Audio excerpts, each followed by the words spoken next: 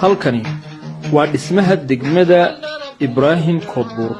dhismaha labaad waa degmada Maxamed Muuge. sii raaci xarunta degmada Maxamuud Haybe. taafraad waa degmada Axmed Macalin Haaruun oo dhowaan xariga laga jaray.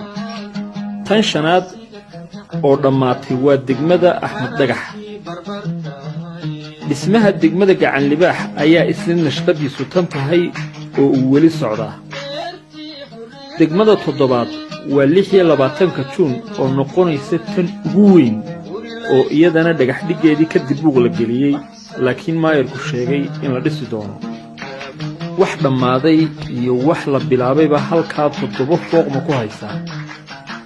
muddada golaha deegaanka cusub joogeenna soo 3 sano maaha oo wax dhiman. arrinta kale xiisaha leh ayaa waxay tahay ka qayb qaadashada bulshada. marka ammaanadu timaado xataa dadka ayaa lacagtoodii ku darsanaya mashaariicda horumarinta bulshada.